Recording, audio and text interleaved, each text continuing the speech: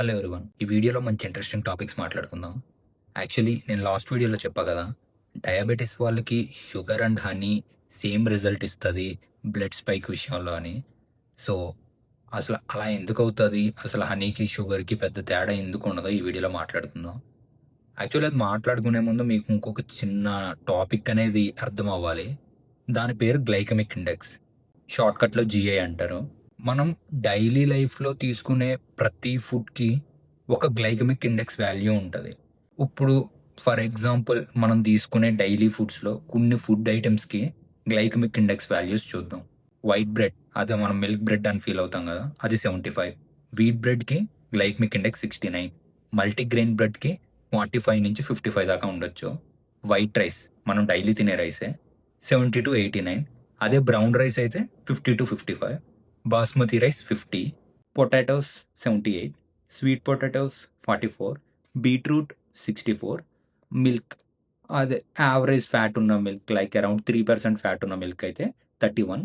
Yoghurt are curd 14-36. ఇంత variation ఎందుకంటే బయట యోగర్ట్ అంటే స్వీట్ యోగర్ట్స్ కూడా దొరుకుతాయి. అంటే కొంచెం షుగర్ యాడెడ్ యోగర్ట్స్. చీజ్ 15. అరే! ఇదంతా గాదు. ముందు గ్లైకెమిక్స్ ఇండెక్స్ అంటే ఏంటో చెప్పకుండా ఇన్ని వాల్యూస్ చెప్తే ఎవరికి ఉపయోగం అంటే, సరే అక్కడికే వద్దాం. గ్లైకెమిక్ ఇండెక్స్‌ని 0-100 స్కేల్‌లో మెజర్ చేస్తారనమాట. సో, ఒక ఫుడ్ ఐటెమ్‌కి గ్లైకెమిక్ ఇండెక్స్ 0-100 వరకు ఎక్కడైనా ఉండొచ్చు. ప్లస్ గ్లైకెమిక్ ఇండెక్స్ అనేది మెయిన్‌గా కార్బోహైడ్రేట్ రిచ్ ఫుడ్స్‌కి మాత్రమే చూస్తారు. ఇప్పుడు మనం ఫర్ ఎగ్జాంపుల్ మీట్ తీసుకున్నామనుకోండి. మీట్‌లో కార్బోహైడ్రేట్స్ ఉండవు. సో, దాని glycemic index 0. So, carbohydrates rich ఫుడ్స్‌కే గ్లైకెమిక్ ఇండెక్స్ మెయిన్ ఇంపార్టెంట్ అనమాట. ఇప్పుడు గ్లైకెమిక్ ఇండెక్స్ ఎందుకు ఇంపార్టెంటో చెప్దాం. ఈ గ్లైకెమిక్ ఇండెక్స్ వాల్యూ బేస్ చేసుకొని మనం తిన్న తర్వాత మనం ఒక ఫుడ్ తిన్న తర్వాత బ్లడ్‌లో వచ్చే షుగర్ స్పైక్ లెవెల్స్‌ని ఈ గ్లైకెమిక్ ఇండెక్స్ అనేది చెప్తది. ఫర్ ఎగ్జాంపుల్ గ్లైకెమిక్ ఇండెక్స్ అనేది ఒక ఫుడ్‌కి బాగా ఎక్కువుందనుకోండి. మనం తిన్న తర్వాత బ్లడ్‌లో షుగర్ స్పైక్ రావడానికి చాలా హై ఛాన్సెస్ అనమాట.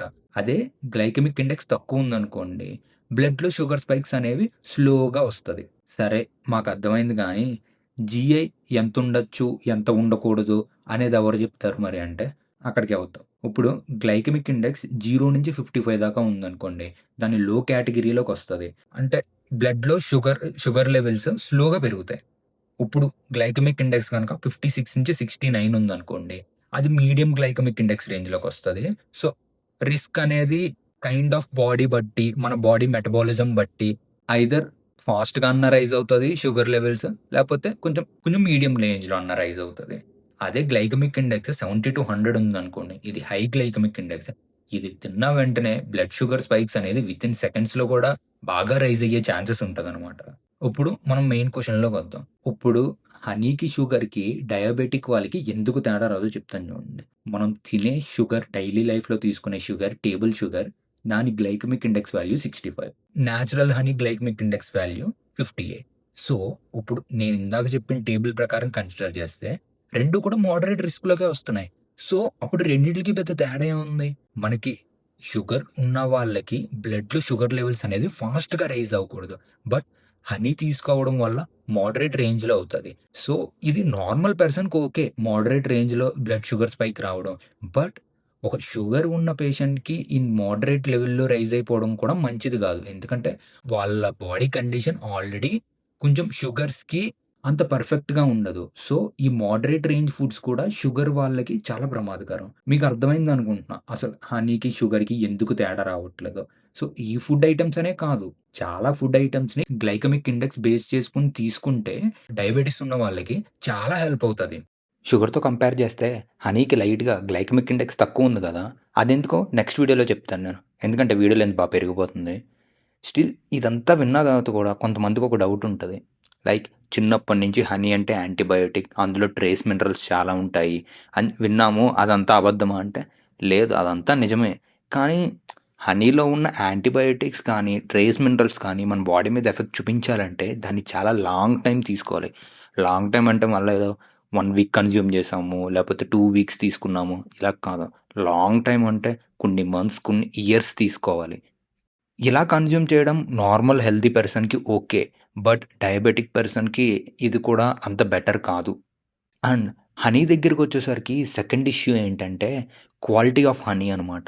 అంటే మీరు బయట ఆన్‌లైన్‌లో గానీ, బయట స్టోర్స్‌లో గానీ, ఎంత పెద్ద బ్రాండ్ కొన్నా గూడా, ఎవరు కూడా నేను తీసుకుంటున్న హనీ 100% ప్యూర్ అని చెప్పలేరు. ఎందుకు? బికాజ్ మనకు తెలుసు. ఎన్నో ఇయర్స్ నుంచి హనీ వాడుతున్నాము. లైక్ బయట క్వాలిటీ అనేది కాంప్రమైజ్ అయిపోతుంది అని జెప్పి.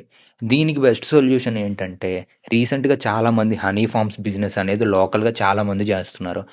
మీకు నమ్మకం ఉండి, మీరు బాగా నమ్మేవాళ్ళెవరైనా హనీ అమ్ముతుంటే, బెస్ట్ సొల్యూషన్ వాళ్ళ దగ్గర తీసుకోవడం. ఎందుకంటే, వాళ్ళు మోస్ట్‌లీ క్వాలిటీ మీద ఎక్కువ ఫోకస్ చేస్తారు. ఎందుకంటే, వాళ్ళు బిజినెస్ డెవలప్ జేసుకోవాలి గాబట్టి. అసలు డయాబెటిక్ వాళ్ళకి షుగర్ ఫ్రీ ఆప్షన్స్ లేవా? అంటే ఉన్నాయి 1 ఆర్ 2 ఆప్షన్స్. ఎవరన్నా తెలుసుకోవాలి అనుకుంటే కామెంట్ జేయండి. ఆ షుగర్ ఫ్రీ ఆప్షన్స్ గురించి నేను ఇంకో వీడియో జేస్తాను. ఈ రోజుకి ఇంతే గైస్. బాయ్. Thank you.